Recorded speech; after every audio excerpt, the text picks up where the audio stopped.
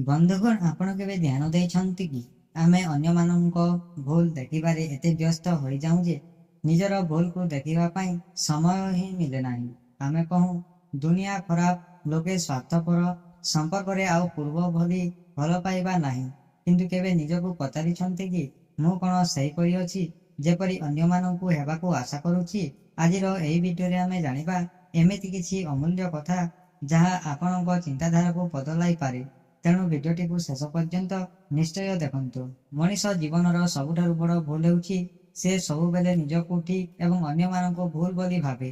କିନ୍ତୁ ମନେ ରଖନ୍ତୁ, ଯେତେବେଳେ ଆପଣ ଗୋଟିଏ ଆଙ୍ଗୁଠି ଅନ୍ୟ ଆଡ଼କୁ ଉଠାନ୍ତି, ବାକି ତିନୋଟି ଆଙ୍ଗୁଠି ଆପଣଙ୍କ ଆଡ଼କୁ ଥାଏ।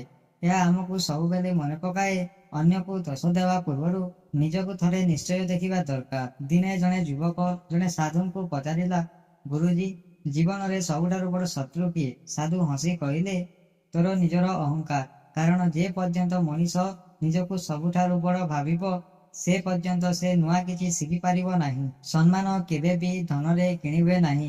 ଭଲ ଚରିତ୍ର, ସତ୍ୟ କଥା ଏବଂ ସୁନ୍ଦର ବ୍ୟବହାର ହିଁ ମଣିଷକୁ ସମ୍ମାନ ଦେଇଥାଏ।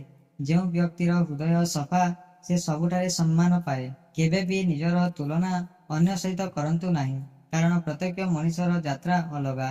କେହି ସକାଳେ ସୂର୍ଯ୍ୟ ପରି ଉଠେ ତ କେହି ସନ୍ଧ୍ୟାର ଚନ୍ଦ୍ର ପରି ଆଲୋକ ଦିଏ। ସମୟ ସମସ୍ତଙ୍କର ଆସେ, କେବଳ ଧୈର୍ଯ୍ୟ ଦରକାର। ଜୀବନରେ ଏମିତି ଅନେକ ଲୋକ ମିଳିବେ ଯେଉଁମାନେ ଆପଣଙ୍କୁ ଛାଡ଼ି ଚାଲିଯିବେ।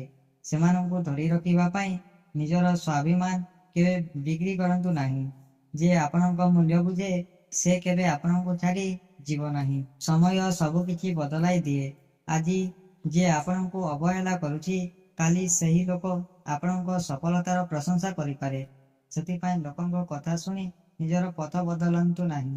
ସମସ୍ୟା ଜୀବନକୁ ଭାଙ୍ଗିବା ପାଇଁ ଆସେ ନାହିଁ, ସେ ଆସେ ଆପଣଙ୍କ ଭିତରେ ଲୁଚିଥିବା ଶକ୍ତିକୁ ବାହାର କରିବା ପାଇଁ।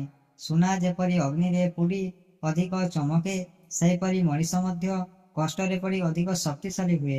ବନ୍ଧୁଗଣ, ଯେ ପ୍ରକୃତ ପରିବର୍ତ୍ତନ ସବୁବେଳେ ନିଜଠାରୁ ଆରମ୍ଭ ହୁଏ। ଯଦି ଆମେ ନିଜର ଚିନ୍ତାଧାରା, ବ୍ୟବହାର ଓ କର୍ମକୁ ସୁନ୍ଦର କରିପାରିବା, ତେବେ ଦୁନିଆ ମଧ୍ୟ ଆମ ପାଇଁ ସୁନ୍ଦର ହୋଇଯିବ।